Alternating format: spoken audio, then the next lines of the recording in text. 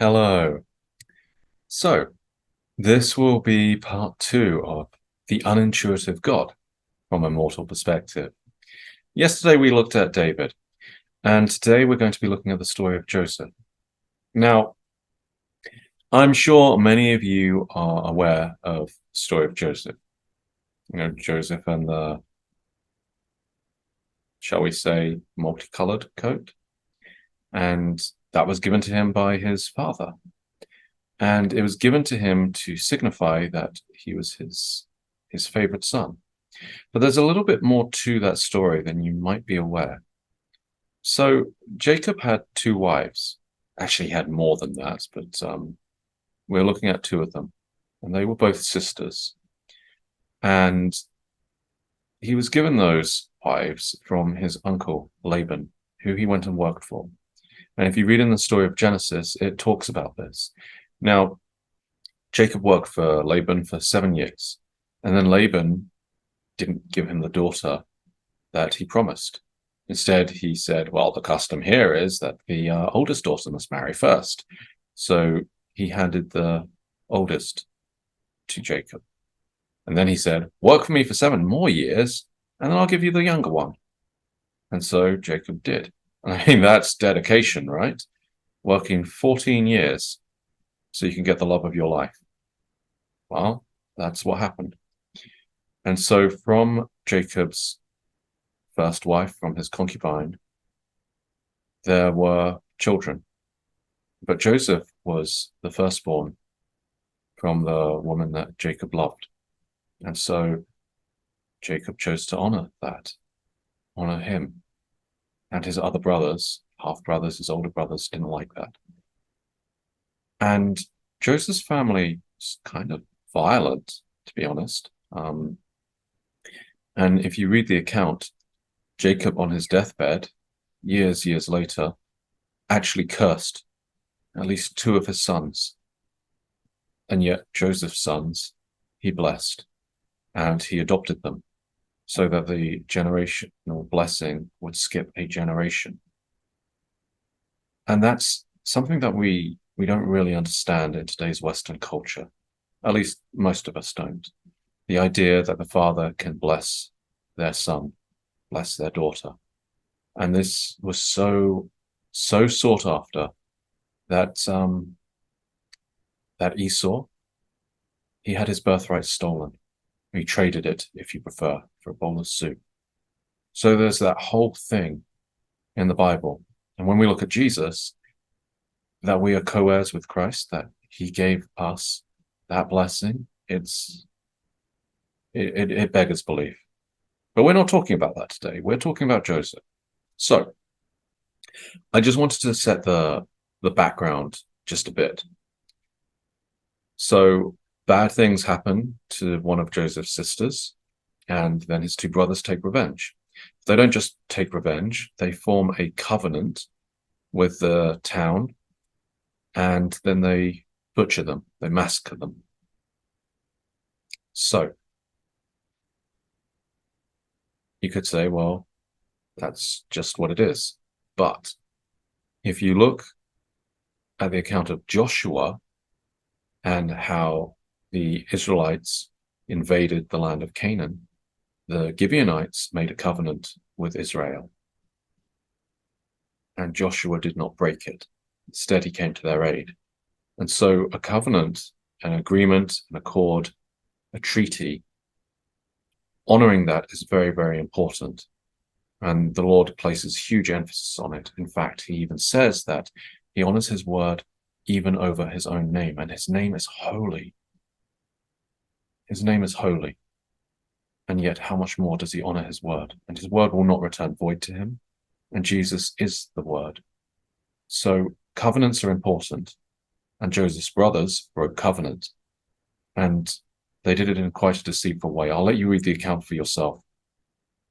So there was a lot of stuff that went on with Joseph. And then his own brothers decided they were going to kill him. They were going to murder him. And why? Because Joseph had a dream. And he shared it with them. Now, I don't know about the rest of you, but it seems a little extreme to me. But there we are. So instead, they throw him into a pit. And then the Ishmaelites, the bastard son of Abraham, born of the handmaid, concubine Hagar, who was sent away, his descendants, they come along, caravan of Ishmaelites. And Joseph's brothers sell Joseph into slavery. And they take him to Egypt. And then Joseph enters the house of Potiphar. And the house of Potiphar, I don't really know what it was like. I wasn't there. But Joseph excels, and he gets put in charge of the entire household. But Potiphar's wife, she has eyes for him, and she tries to seduce him. And Joseph runs away, but his robe gets torn. And then Potiphar, who, if I recall, is a military official, his wife goes running to him and says, "Look at what your slave did." And so Potiphar has Joseph thrown into jail. And then Joseph, he becomes the guy who manages the prison. And there are a few important points here. And we probably know this story. We've probably heard it 1,000 times. So, oh yeah, Joseph and his coat, his brother throw him into a pit, sell him into slavery, he goes into the house of Potiphar. But what exactly did Joseph do that was so wrong? What did he do that was so deserving of being sold into slavery? Now, sure, you might have sympathy if maybe his brother socked him in the mouth and said, "Hey, learn your place. You don't get to rule over us." I mean, brothers will be brothers. I'm not excusing it. I'm just saying that they will be brothers. I mean, just look at the parable of the prodigal son, which we will be doing later, by the way, not today, but later. Sibling rivalry is a thing, but to plot to murder, I mean, that's one of the things that God hates, one of the 7 things that he hates. So he gets sold into slavery. And you would think, well, okay, he's a slave. I mean, what was the journey like? How was he treated along the way? But he arrives in Egypt, a foreign land. How does he learn the language? Well, he must have done. And he's there for a while. And so eventually he rises up because he's showing good character, presumably. And then he gets accused wrongfully. I mean, how much more are things going to go wrong for this poor guy? And he gets thrown into prison. But it says that God is with him. And so he finds favor. And then, while all of this is going on, at some point, he interprets a couple of dreams. And the one thing that he asks for, don't forget that I'm here. Help me out, like I've helped you out. Well, one of them can't because he's hanged. But the other guy, he forgets. I mean, you must be thinking, if you're Joseph, Lord, what is going on here? And then Pharaoh has a dream, and that guy remembers. And then Joseph is brought into the court. And this is where things get really interesting, because Joseph approaches from a place of humility. He doesn't say, "Hey, I'm the guy with all the answers," even though he's just interpreted the dream. He tells Pharaoh straight what the dream means, because nobody else is able to interpret it. And Pharaoh is so grateful for an answer that he decides that Joseph is competent enough when Joseph says, "Here is my advice. Find someone who's competent enough to prepare the kingdom." Pharaoh basically says, "Yeah, that's you." And so Joseph becomes chief minister, prime minister. He gets made second in command, only under Pharaoh.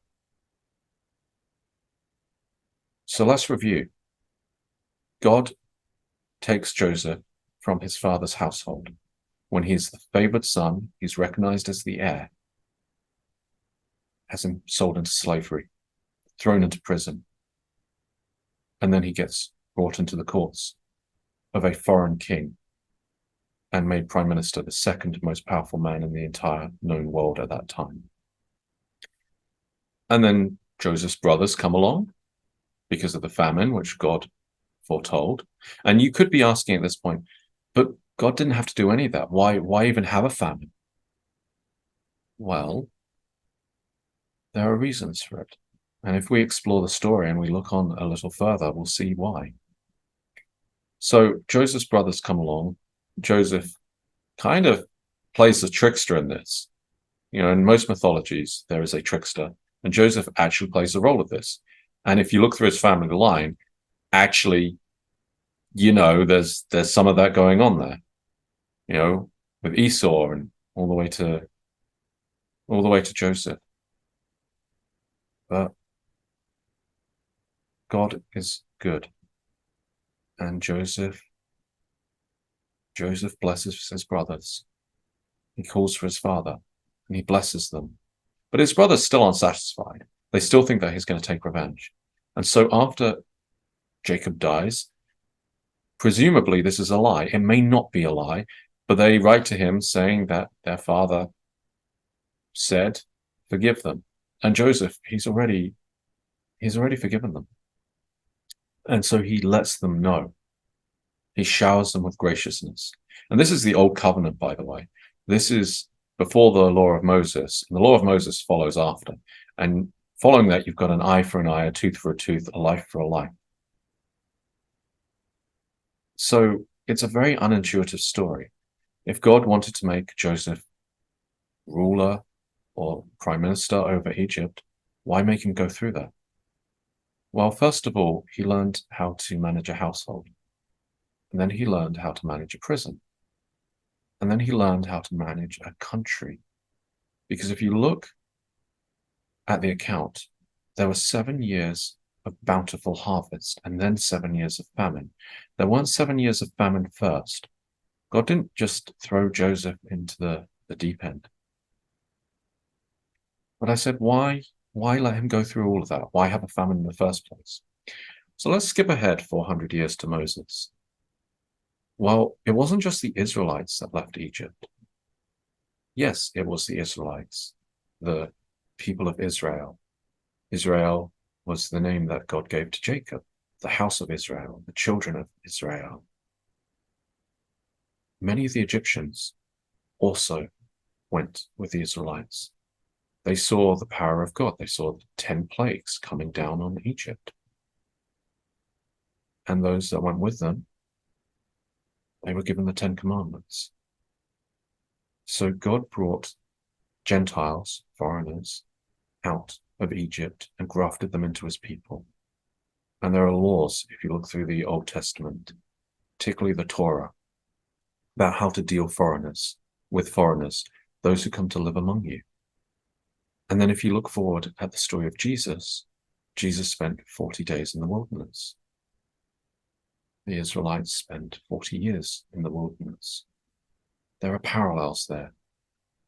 Jesus went into Egypt with the slaughter of the innocents. So there is a lot going on. There's a lot of foreshadowing. There's a lot of cyclical parallels. The firstborn sons of Egypt were killed. But they had killed the firstborn sons of Israel first, and Moses escaped that. And Herod killed those boys 2 years old and under in Bethlehem. And so the more you look at the scriptures, the more you see parallels.